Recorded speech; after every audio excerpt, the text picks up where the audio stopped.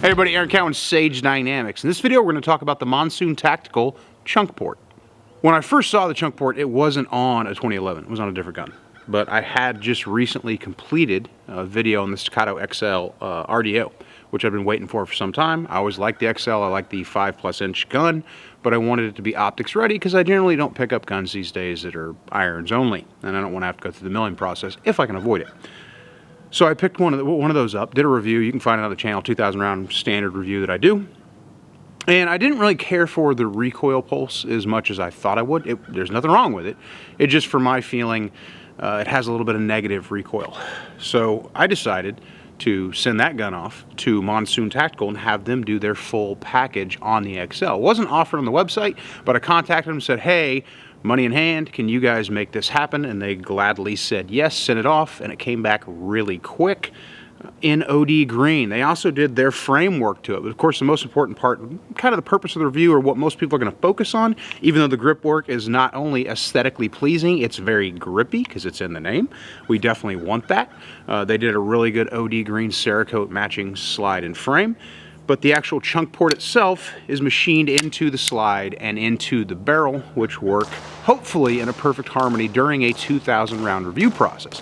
Now, the only deviation in this review process from what you might be used to is there won't be any drop tests in this because I'm not worried about the optic footprint for the purposes of this next 2,000 rounds I'm going to put through this Stacatto XL. I'm focusing just on the work that Monsoon Tactical did, which is obviously making sure everything went back together correctly after disassembly, reassembly, but also seeing if their chunk port adds any performance or affects accuracy in any way. Getting into that 2,000 rounds, the first 500 rounds, I was getting a feel to be reacquainted with the upgraded version of my Stacatto XL with that chunk port. Well, I guess machined in compensator, machined in porting, if you will. You'll notice it's not traditional porting. It's one big chamber like what expansion chamber like what you'd see from a comp right there at the uncorking portion of the barrel, which means I lost virtually no velocity, no muzzle velocity on the rounds that I was shooting. With the review, I shot a lot of 124 plus P, as well as 115 and some 147 from Stand 1 Armory. I think they call them chubbies. Very low recoil, and I was curious about that. And one of the things about porting or comps is it going to cycle every ammunition? Generally, the best comps work for one type of ammunition to optimize performance, and they work occasionally or probably not well at all for other ammos. But a lot of people, when they put out their comps and ports, they want it to work okay across the board so people can feed whatever ammunition they happen to have, especially these days, ammo prices still being what they are early in 2022. I don't want something that's optimized for 147 plus P or 124 plus P if I can't get that ammunition or I can't afford it. So having to be able to shoot 115, even though I'm not going to get the same effect out of it, is very cool. This gun, the first 500 rounds, tried all those different ammunitions, and I ran it without a hiccup, and I also noticed a significant change in the recoil behavior.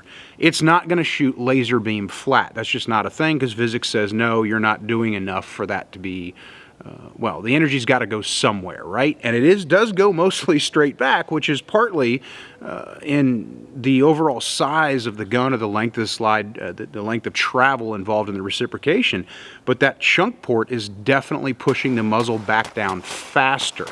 The problem I had previously and this is, of course, a little bit of nuance, a little bit of opinion, and a little bit of fact, just at the individual shooter level, is it would cycle and recoil would occur, and then as the slide went back into battery, I felt like it was dragging the gun down a little bit because all my power is back here in my grip. It's not up front way down there at the other end of the block. So having that port helps keep the muzzle from going as high, which gets me my return a little bit faster, and I felt like that negative recoil that I had before I had the chunk port done to the XL has virtually disappeared. That brought us to a burn down. First 500 rounds went great. I went ahead and set it up for a 500 round burn down. If you're not familiar, the burn down is 500 rounds as quickly as possible to see if that accelerated rate of fire will identify any problems that you wouldn't notice with the same round count over a much longer period of time. So, 3, 4, 5 minutes versus 3, 4, 5 days, months, weeks, whatever. Here's your burn down.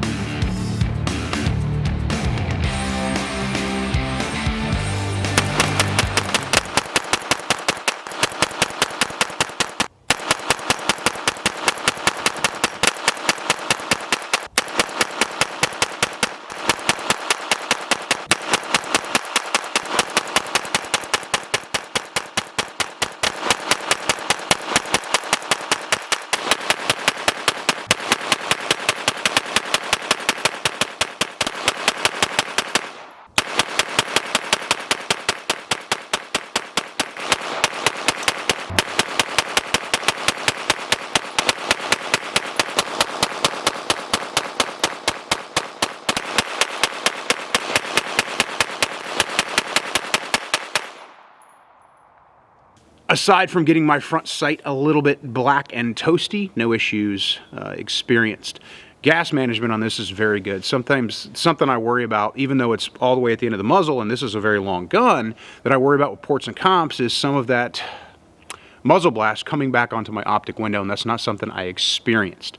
Overall performance was really good throughout the burn down. I did have an occasional magazine issue, but that's a 2111 issue, and I think some of my Gen 1 STI mags are about to be put out to pasture because they're habitually across a couple different guns not locking things back. Low light performance, I know this is still a myth. It's still a bit of misinformation that's spread by some people that are out there who don't bother to go out and shoot guns at night.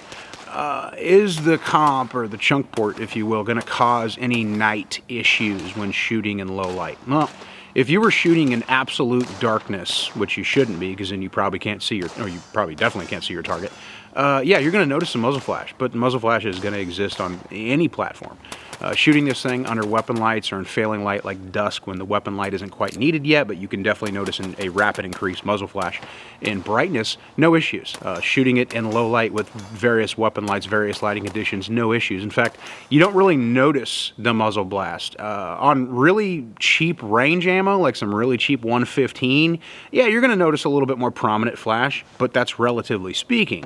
On good quality self-defense ammunition, it's pretty much unnoticeable, and it definitely occurs and dissipates before your sight picture returns during the reciprocation of the slide. So it's a non-issue.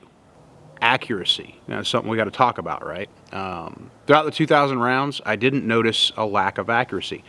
One thing that you sometimes hear people bring up when it comes to doing machine work directly to the barrel is a lack of accuracy because some kind of, during the machining process, some damage or, well, let's just call it damage. Some damage is done to the lands and grooves, to the rifling, if you will. Monsoon uses a back boring process to prevent that, and while I'm sure their technique is proprietary, it's definitely noticeable, and it's very hard to get camera work on this, but it's very noticeable when you look at the chunk port right there where the port's actually taking place. You're losing just a small amount of prominent rifling in order, basically just like shooting it through a comp. There's no rifling in a comp. Just a little bit of work there in order to prevent that loss of accuracy. Now, what I wanted to do was compare the after Monsoon tactical work to the before Monsoon tactical work. This isn't a direct comparison, but here's a 5-round group I fired at 25 yards shooting 124 grain gold dot on the Stacatto XL prior to the work being done.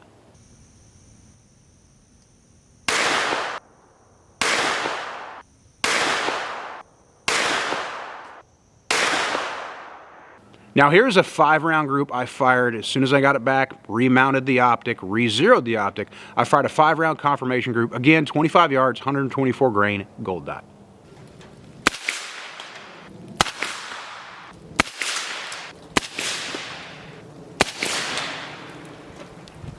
That is accuracy maintained.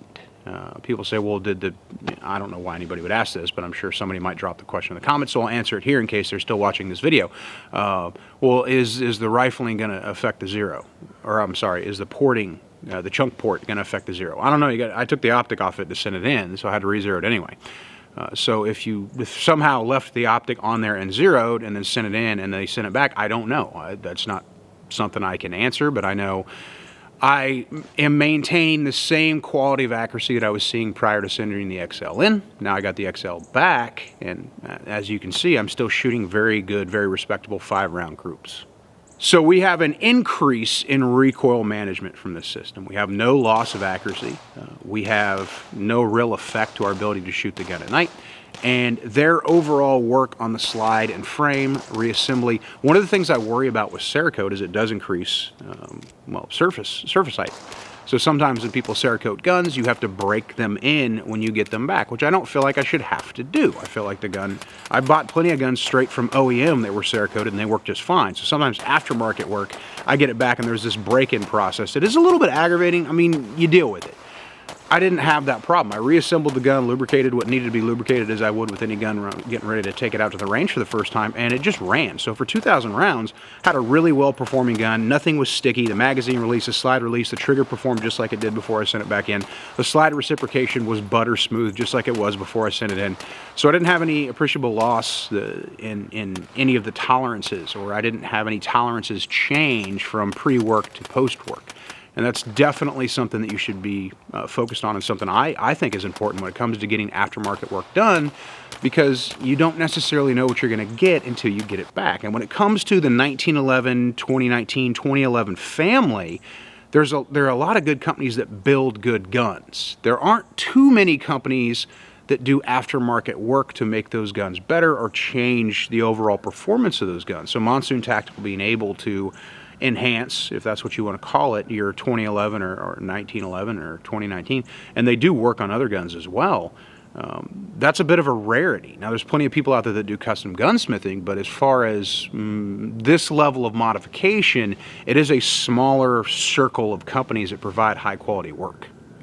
So if you have a 2011, be it, I think the most popular work they do on 2011 is Stacatto C2, which is like a compact-ish double stack 1911, 2011. They call it 2011, obviously, and 2011 is kind of their term. But on the XL, I would like to send out a Stacatto P to them if I had one. The only Stacatto P I currently have is got a threaded barrel in it, so I'm not really going to chunk port that, because I like to use it for suppressors because it works really well. But this XL to me was great before I sent it in. Now it's even better. And that's kind of the goal of sending a firearm in for aftermarket work. Other than the aesthetics of like just sending something in to get Cerakoted or whatever, it came back better. And that's exactly what I want. I definitely want to take a look at what other services they're going to be offering for different guns in the future, because I got a couple guns in the safe that are not as popular as they were 15, 20 years ago, but I still really enjoy shooting them. And I'd like to see if Monsoon can make them better. But if you're curious about the chunk port, and of course this is sample size of 1 and it's just on 1 gun, so this is a Stacatto XL. If you don't have a Stacatto XL, then you're going to be sending something else in, but I can definitely speak to the quality, the work, the precision of the craftsmanship that they put into this gun, and they definitely improved what was already a really good gun. I'm Aaron Count with Sage Dynamics. Train accordingly.